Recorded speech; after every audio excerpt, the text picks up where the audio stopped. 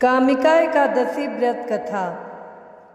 अर्जुन ने कहा, हे प्रभु, मैंने आषाढ़ मास के शुक्ल पक्ष की देवसैनी एकादशी का सविस्तार वर्णन सुना।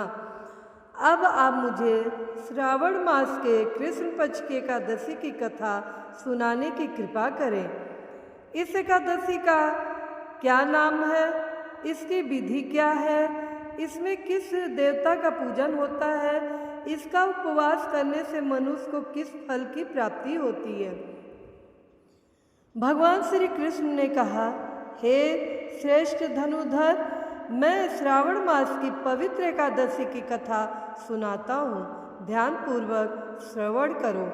एक बार इस एकादशी की पावन कथा को भीष्म पितामह ने लोकहित के लिए नारद जी से कहा था। एक समय नारद जी ने कहा, हे पितामह, आज मेरी श्रावण के कृष्ण पक्ष की एकादशी की कथा सुनने की इच्छा है, अतः आप इस एकादशी की व्रत कथा विधान सहित सुनाइए। नारद जी की इच्छा को सुन पितामह भीष्म ने कहा, हे नारद जी, आपने बहुत ही सुंदर प्रस्ताव किया है। अब आप बहुत ध्यानपूर्वक इसे श्रवण कीजिए।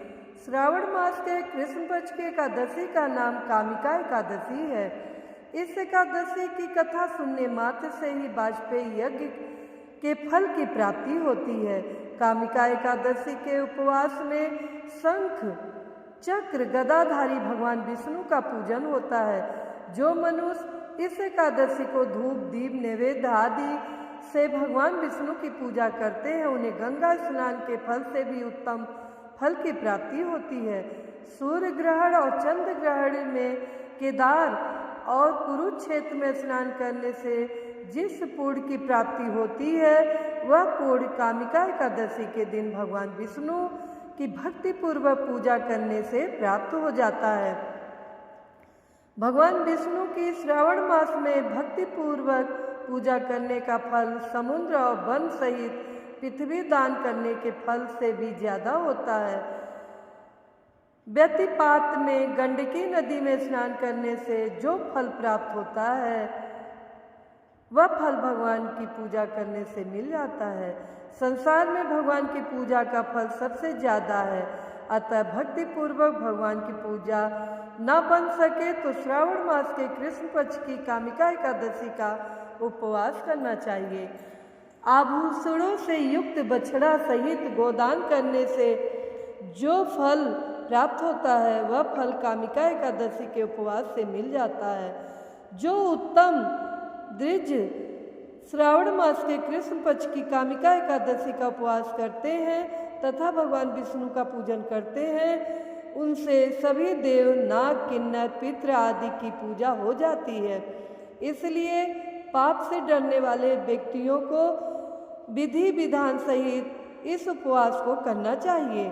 संसार सागर तथा पापों में फंसे हुए मनुष्यों को इनसे मुक्ति के लिए कामिका एकादशी का व्रत करना चाहिए। कामिका एकादशी के उपवास से भी पाप नष्ट हो जाते हैं। संसार में इससे अधिक पापों को नष्ट करने वाला कोई और उपाय नहीं है। हे नारद जी, स्वयं भगवान ने अपने मुख से कहा है कि जो मनुष्यों को अध्यात्म विद्या से जो फल प्राप्त होता है, उससे अधिक फल कामिका एकादशी का व्रत करने से मिल जाता है। इस उपवास के करने से मनुष्य को न यमराज के दर्शन होते हैं और न ही नरक के कष्ट भोगने पड़ते हैं, वह स्वर्ग का अधिकारी बन जाता है। जो मनुष्य इस दिन तुलसी दल से भक्तिपूर्वक भगवान विष्णु का पूजन करते हैं, वो इस संसार सागर में रहते हुए भी इस प्रकार अलग रहते हैं, जिस प्रकार कमल पुष्प जल में रहता हुआ भी जल से अलग रहता है। तुलसी दल से भगवान श्री हरि का पूजन करने का फल एक बार स्वर्ण और 4 बार चांदी के दान के फल के बराबर है। भगवान विष्णु रत्न मोती मणि आदि आभूषणों की अपेक्षा तुलसी दल से अधिक प्रसन्न होते हैं। जो मनुष्य प्रभु को तुलसी दल से पूजन करते हैं, उनके सभी पाप नष्ट हो जाते हैं। हे नारद जी, मैं भगवान की अति प्रिय श्री तुलसी जी को प्रणाम करता हूँ। तुलसी जी के दर्शन मात्र से मनुष्य के सभी पाप नष्ट हो जाते हैं और शरीर के स्पर्श मात्र से मनुष्य पवित्र हो जाता है। तुलसी जी को जल से स्नान कराने से मनुष्य की सभी यम यातनाएं नष्ट हो जाती हैं। जो मनुष्य तुलसी जी को भक्ति पूर्वक भगवान के श्री चरण कमलों में अर्पित करता है उसे मुक्ति मिलती है। इस कामिका एकादशी की रात्रि को जो मनुष्य जागरण करते हैं और दीपदान करते हैं उनके पूर्णों को लिखने में चित्रगुप्त भी असमर्थ हैं।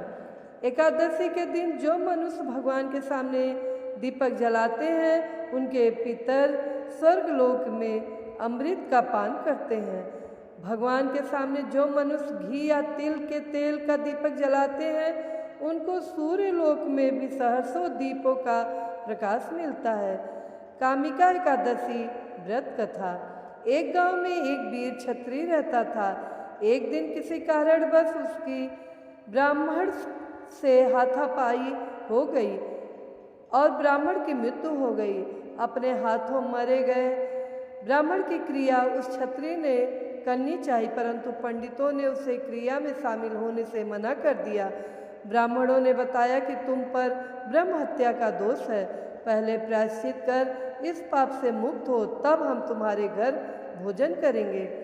इस पर क्षत्रिय ने पूछा कि इस पाप से मुक्त होने के क्या उपाय हैं। तब ब्राह्मणों ने बताया कि श्रावण मास के कृष्ण पक्ष की एकादशी को भक्ति भाव से भगवान श्रीधर का व्रत एवं पूजन कर ब्राह्मणों को भोजन करा के सददीक्षिणा के साथ आशीर्वाद प्राप्त करने से इस पाप से मुक्ति मिलेगी। पंडितों के बताए हुए तरीके से व्रत कराने वाली रात में भगवान श्रीधर ने क्षत्रिय को दर्शन देकर कहा कि तुम्हें ब्रह्म हत्या के पाप से मुक्ति मिल गई। इस व्रत करने से ब्रह्म हत्या आदि के सभी पाप को नष्ट कर देते हैं भगवान। कामिका एकादशी व्रत करने से आदमी सुख भोग कर प्राणी अंत में विष्णु लोक को जाते हैं। इस कामिका एकादशी के महत्व के श्रवण व पठन से मनुष्य स्वर्ग लोक को प्राप्त करते हैं। तो प्रेम से बोलिए जय श्री हरि विष्णु की, जय कामिका एकादशी की।